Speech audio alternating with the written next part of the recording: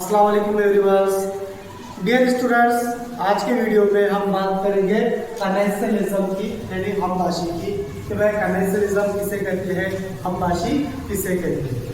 तो हमबाशी से मुराद के दो जानदारों का ऐसा इश्तराक या उनमें ऐसा बाहमी ताल्लुक जिसमें एक जानदार को फायदा हो और दूसरे जानदार को ना फायदा हो और ना नुकसान, यानी उसका दूसरे जानदार का फायदा भी नहीं होगा और नुकसान भी नहीं होगा, लेकिन जो पहला जानदार है एक जानदार का फायदा जरूर होगा, यानी जिसमें एक जानदार का फायदा हो रहा है और दूसरे को ना उससे फायदा है और ना नुकसान है।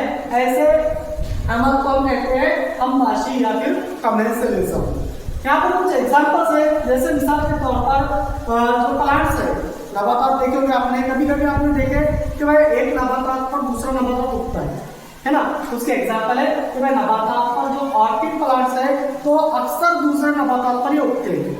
अब इसमें जो नबातात है, जिस नबातात पर ये ऑर्किड्स उग रहा है तो उस नबातात को ना फायदा है ना नुकसान है। हाँ, अलबत्ता ऑर्किड्स को फायदा है, क्योंकि ऑर्किड्स जो है जिस नबातात पर ग्रोथ कर रहा है, जिस नबातात पर वो अपनी नशोनुमा कर रहा है, तो ऑर्किड को उससे फायदे है, यानी ये अपनी गिजा यही नबातात के जरिए, फोटोसिंथेसिस के जरिए मुकम्मल कर लेता है। तो कमेंसलिज्म में जो है तो पहला नबातात जो है तो प्लांट्स है जिस पर दूसरा नबातात ऑर्किड क्या हो रहा है, अपनी नशोनुमा कर रहा है। तो यहाँ पर पहले नबातात को फायदा भी नहीं है और नुकसान भी नहीं है, हाँ, लेकिन ऑर्किड को इससे फायदा है। तो ये एग्जांपल है कमेंसलिज्म की, यानी कि दो नबातात या दो जानदारों के दरमियान ऐसा ताल्लुक जिसमें एक जानदार को तो फायदा होगा लेकिन दूसरे जानदार को ना फायदा होगा ना नुकसान होगा।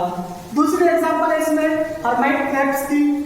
यहाँ पर हर्माइट क्रैब्स जो है तो हर्माइट क्रैब्स को फायदा भी नहीं है और नुकसान भी नहीं है, हाँ, लेकिन सी एनिमल जो है तो हर्माइट क्रैब के साथ रहता है, जिसकी वजह से जहां जहां हर्माइट क्रैब जाएगा उसके साथ साथ सी एनिमल भी जाएगा, और जितनी मर्तबा हर्माइट क्रैब अपनी फूड हासिल करेगा, गिजा हासिल करेगा, तो उसके साथ साथ सी एनिमल को भी फूड मिलेगा, गिजा मिलेगी, और ये अपना गुजर बसर करते रहेगा।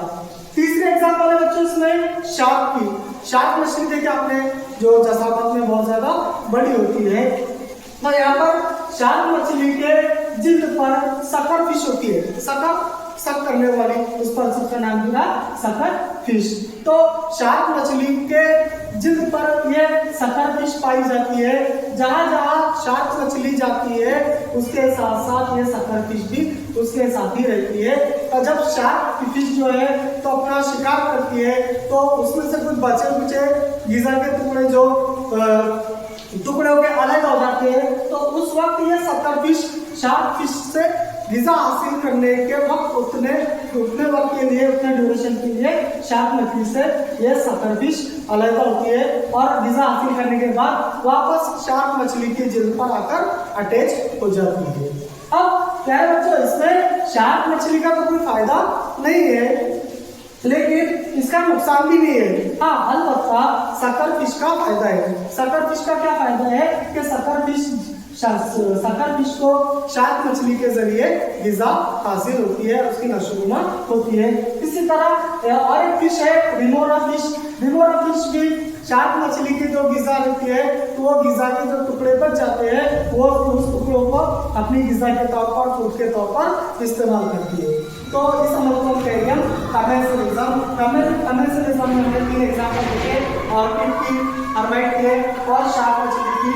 शार्क मछली के साथ देखेंगे sucker fish, remora fish, hermit crab के साथ देखेंगे सी एनिमल। ये दोनों के दरमियान जो ताल्लुक रहेगा उसे हम कहेंगे कमेंसलिज्म।